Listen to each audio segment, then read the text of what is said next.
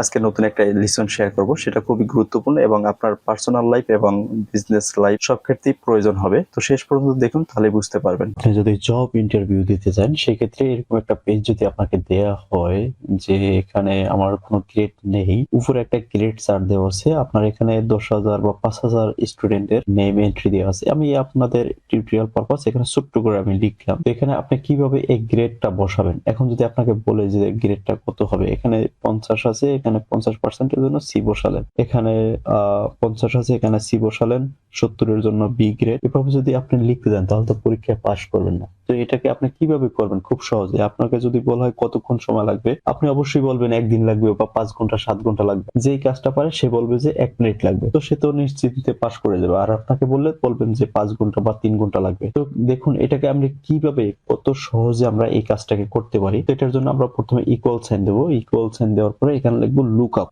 LOOK। এই যে লেখার সাথে সাথে লুকআপ লেখা আসছে, আমরা কিবোর্ড থেকে ট্যাব বাটনে ক্লিক করে দেব। এখন হচ্ছে লুকআপ ভ্যালু।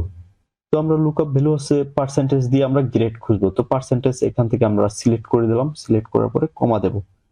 লুকআপ ভেক্টর, তো এই যে আমরা পার্সেন্টেজটা সিলেক্ট করলাম, এটা কোন জায়গা থেকে আমাদের লুকআপ করবে, এই জায়গাটাকে আমরা সিলেক্ট করে দেব। এই যে দেখুন, আমি পার্সেন্টেজের লুকআপ ভেক্টরটাকে সিলেক্ট করে দিয়েছি। এরপরে F4 দিয়ে সেল লক করে দেব।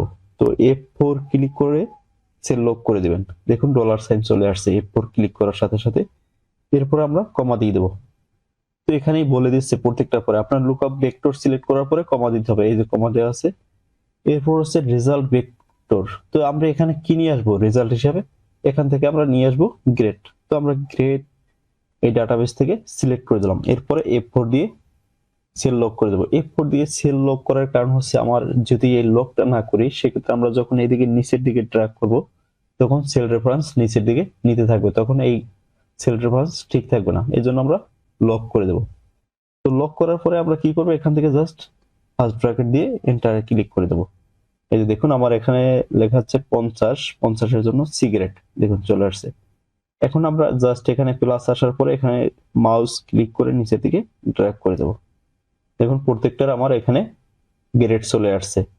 এখানে যদি হাত দিয়ে লিখতে যান সেক্ষেত্রে অনেক সময় লাগবে। এখন এখানে আমি দেখাই, যদি এখানে 49 থাকে তাও কিন্তু এখানে ডি গ্রেড চলে আসবে, কারণ হচ্ছে আমার এখানে 33 থেকে 49 পর্যন্ত ডি গ্রেড। দেখুন আমি এখানে যদি 49 লিখি, ডি গ্রেড, কত সহজ। এরপর যখন আবার 50 হয়ে যাবে তখন এখানে সিগারেট চলে আসবে। আমি যদি এখানে 60 লিখি তাও সিগারেট থাকবে, কারণ হচ্ছে এখানে 70 পর্যন্ত 69 পর্যন্ত হচ্ছে সি গ্রেড। যখন 70 হবে তখনই হবে এটা বি গ্রেড। আমি এখানে যদি 70 লিখে দিই, দেখুন বি গ্রেড। তো কত সহজে আমরা এই কাজটা করতে পারছি। যদি কাজ না জানেন সেক্ষেত্রে আপনার এই কাজটা করতে 1 দিন লাগবে। ভিডিওটি সম্পূর্ণ দেখার জন্য আপনাকে অনেক অনেক ধন্যবাদ এবং ভিডিওটা শেয়ার করে আপনার প্রোফাইলে সেভ করে রাখতে পারেন। যদি মনে না থাকে তাহলে পুনরায় দেখতে পারবেন। আজকে এই পর্যন্ত, সবাই ভালো থাকুন। আসসালামু আলাইকুম।